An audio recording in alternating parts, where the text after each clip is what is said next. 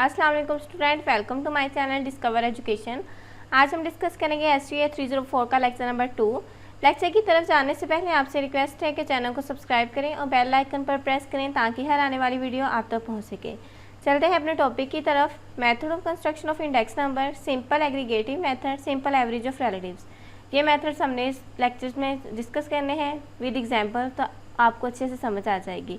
Method of construction of index number, इसके मज़ीद जो है मेथड डिवाइड किए गए हैं अनवेटेड और वेटेड। ठीक है, अनवेटेड को फिर फर्दर डिवाइड किया उन्होंने simple aggregative, simple average of price relative, weighted aggregative, weighted में आ जाएगा ये वेटेड एवरेज ऑफ रिलेटिव्स। ठीक है, पहले हमारे पास अनवेटेड इंडेक्स नंबर देख लेते हैं क्या होता है। इसमें सिंपल एग्रीगेटिव मेथड है।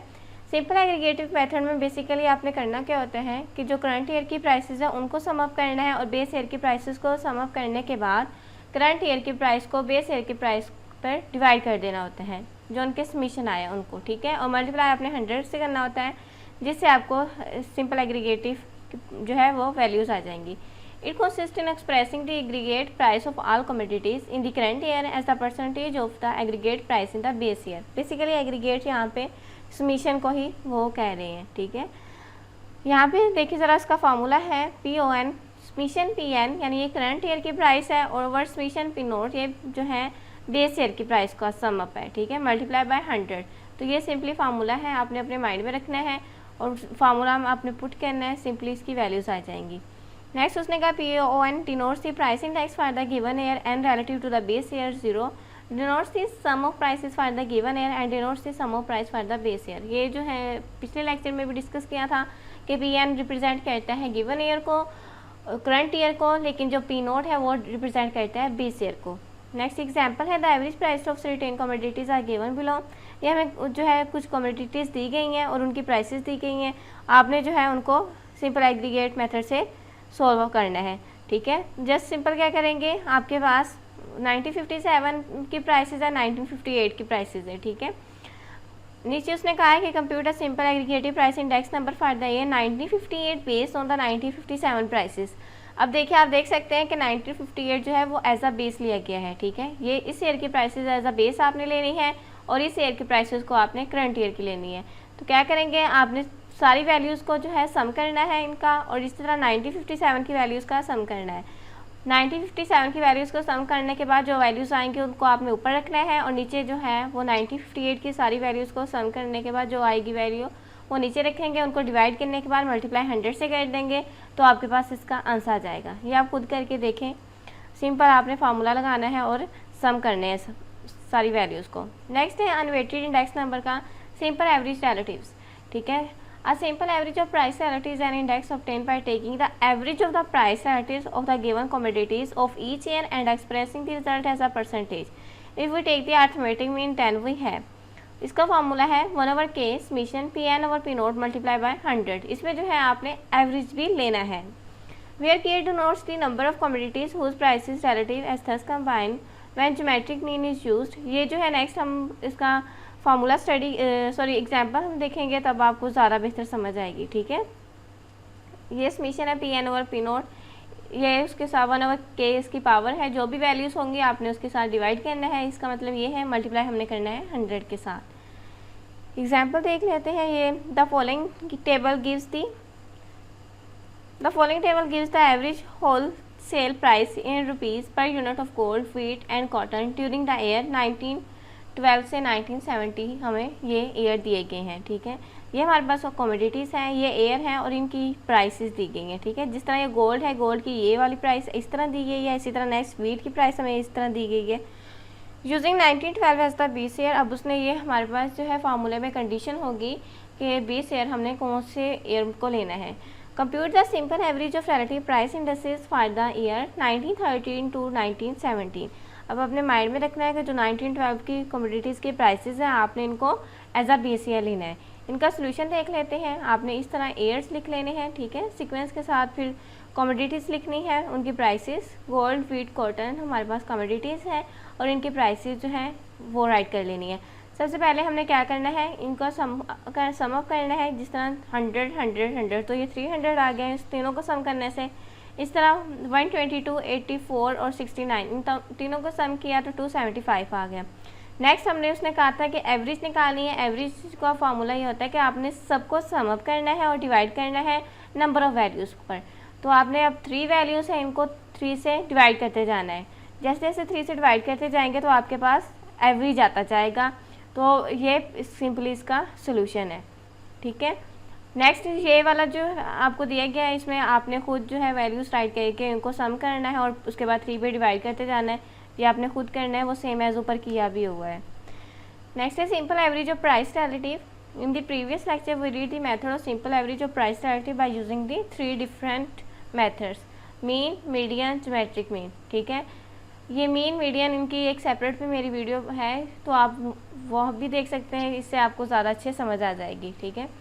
एग्जाम्पल है from the data given below, compute the index number of prices taking 1962 as a base, use simple average the price relatives, the median of the price relatives, the geometric mean of the price relatives। आपने जो है इनको find out करना है। आपके पास example है। सबसे पहले simple average of price relatives दी गई है हमें, इसको देखते हैं। ये हमारे पास है, कमोडिटीज़ दी गई हैं, एयर दिया गया है और इनकी प्राइसेस दी गई हैं, ठीक है। अब आपके सोल्यूशन की तरफ चलते हैं। हमने सिंपली जो है इनको अरेंज करके राइट कर लेना है, ठीक है। इनके कॉलम की सूरत में जिस तरह हमारे पास ये कमोडिटीज़ हैं इनकी प्राइसेस राइट कर लेंगे सारी, और टोटल हमने करना है जिस तरह मैंने पीछे बताया। मीन निकालने के लिए हम वही बात है कि एवरेज और मीन निकालने के लिए सेम प्रोसीजर है कि जितनी भी वैल्यूज़ है सबको सम करना है और डिवाइड कर देना है नंबर ऑफ़ वैल्यूज़ पर, ठीक है। अब देखिए ये 4 वैल्यूज़ हैं, 100, 100 और 100। 400 आ गया, इनको चारों को सम किया और ये 4 वैल्यू इसलिए हम 4 पर ही डिवाइड कर देंगे, तो हमारे पास ये 100 आ जाएगा यहाँ, ठीक है। टोटल करना है इन सबको, उसके बाद जो है 4 पर डिवाइड करते जाना है, तो हमारे पास ये मीन आ जाएगा। नेक्स्ट हमारे पास मीडियन है। मीडियन जो है फाइंड आउट करने का तरीका थोड़ा चेंज है। इसमें क्या करना होता है कि अगर हमारे पास इवन नंबर है तो हमने दरमियान वाली दोनों वैल्यूज़ को सम अप करना होता है। सबसे पहले हमारे पास जो डाटा दिया गया है हमने उसको अरेंज करना है असेंडिंग ऑर्डर में या डिसेंडिंग ऑर्डर में। फिर उनके अगर इवन नंबर में होगा तो हमने दोनों वैल्यूज़ को दरमियान वाली को सम करना होता है और 2 पर डिवाइड करना होता है। अगर हमारे पास ऑड है डाटा तो हमने दरमियान वाली वैल्यूज़ को निकाल लेना होता है। इसके लिए जो है अलग से वीडियो बनाई हुई है, आप वो देख सकते हैं। आपको वहाँ पे क्वेश्चन भी सॉल्व करके बताया गया है, तो वहाँ से आपको जो है वो ज़्यादा बेहतर समझ आएगी, ठीक है। नेक्स्ट हमारे पास इसमें उसने क्या किया हुआ है, इन सारी वैल्यूज़ का जो है लॉग लेना है। जिस तरह 100 का लॉग हम लेंगे तो ये 2 आ जाएगा। इन सब वैल्यूज़ का लॉग लेते जाएंगे जो कि 1962 की ईयर में है, 1963, 64, 65 ऐसा ऑन, ठीक है। इनका लॉग लेने के बाद आप लोगों ने इनके लॉग को सम अप कर लेना है, तो ये 8 आ जाएगा, ठीक है। 2 2 2 + 2 8 आ गया। इसी तरह इसका 2.025 + 2.049 + 2.041 + 2, तो हमारे पास 8.116 आ जाएगा। उसके बाद जो है हमारे पास ये 4 वैल्यूज़ दी गई हैं। आपने इनको क्या करना है कि 4 पर डिवाइड करते जाना है। जिस तरह हमारे पास जो है 8 है, इसको हम 4 पे डिवाइड करेंगे तो हमारे पास 2 आ जाएगा। इस तरह 8.116 को 2 पे डिवाइड करेंगे 2.29 आ जाएगा। तो ऐसे ऑन सारी इसी तरह होंगी, ठीक है। तो इसका ये हमारे पास ज्योमेट्रिक मीन निकालने का प्रोसेस है। नेक्स्ट हमारे पास ये जो ज्योमेट्रिक मीन है ये हमने जो है सिंपली इस तरह निकालना है। ये जो वैल्यूज़ हमारे पास आई हैं उनको डिवाइड करने के बाद इनको हमने इनका एंटी लॉग लेना है। जिस तरह 2 का एंटी लॉग लेंगे तो 100 आ जाएगा, 2.029 का एंटी लॉग लेंगे तो 106.90 आ जाएगा, ठीक है। तो आपने जस्ट इन वैल्यूज़ का एंटी लॉग लेते जाना है और फिर आपके पास ज्योमेट्रिक मीन की वैल्यूज़ आ जाएंगी, ठीक है। ये आपने खुद कैलकुलेटर की हेल्प से सॉल्व करने हैं सारे। इसमें जस्ट आपको कैलकुलेशंस करने की ज़रूरत है या थोड़ी समझने की, बाकी ओवरऑल ये बहुत ज़्यादा ईजी है।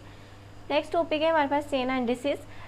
Chain indices are the index number which are calculated by using the link relatives, ठीक है।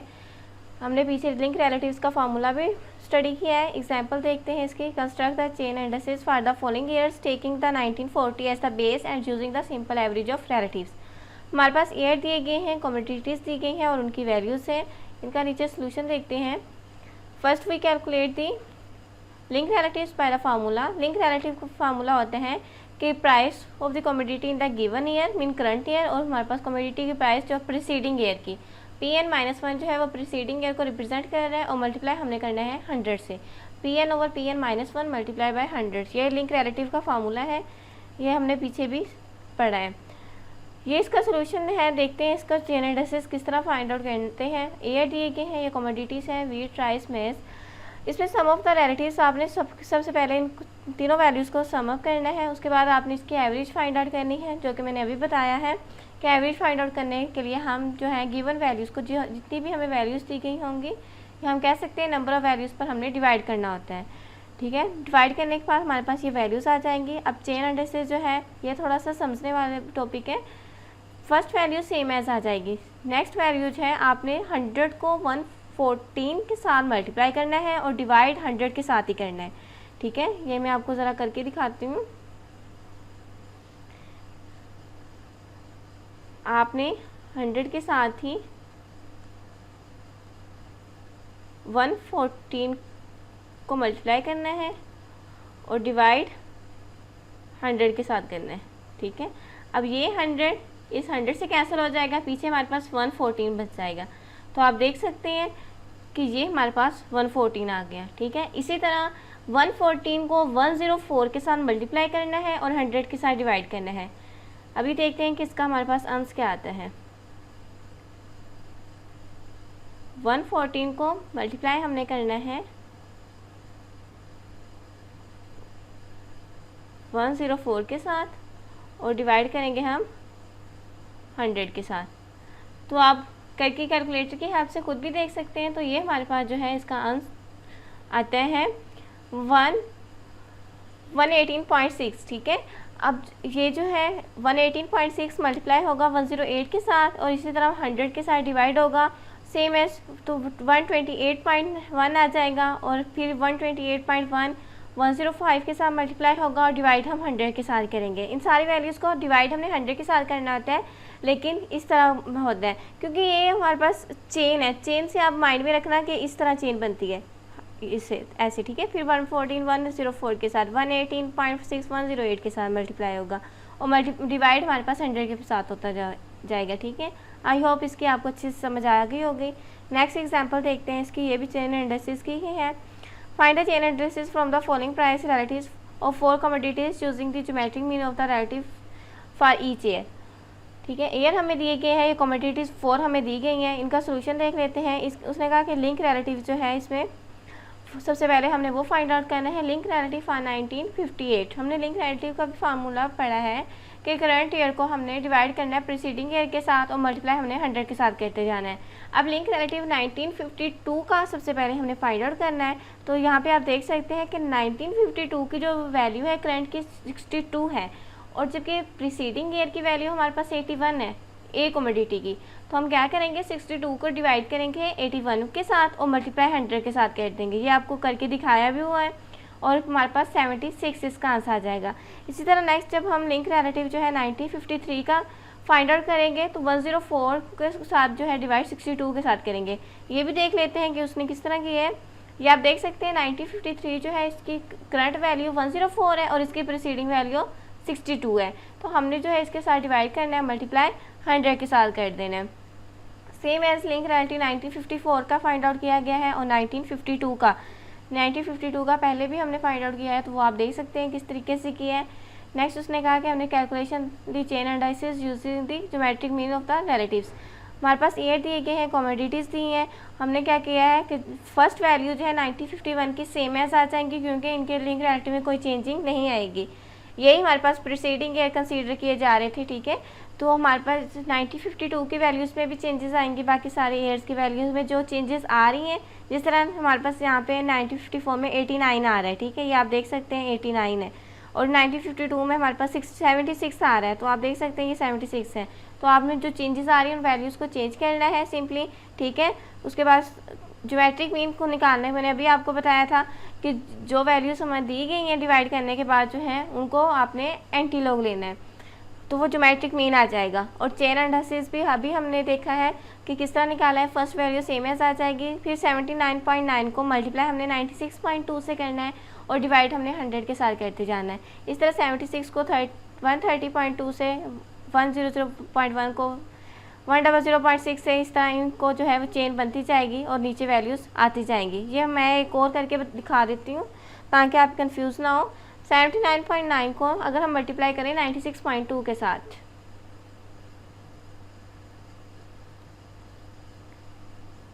79.2, इसको हमने मल्टीप्लाई करना है 96 पॉइंट, वैल्यू हमारे पास क्या थी 96.2, और डिवाइड हम करेंगे 100 से। तो आप ये अपनी कैलकुलेटर पे करके देख सकते हैं। इनको डिवाइड करने के बाद हमारे पास जो वैल्यू आएगी वो ये आएगी, ठीक है। 79.93 को किया 76.9 हमारे पास वैल्यू आ जाएगी, ठीक है। तो ये आई होप इसकी भी आपको समझ आ गई होगी। नेक्स्ट देखते हैं। नेक्स्ट हमारे पास आज का लेक्चर यहाँ पे होता है एंड। उम्मीद है आपको अच्छे से पूरे लेक्चर की समझ आई होगी। मुझे दीजिए इजाज़त। अल्लाह हाफिज़।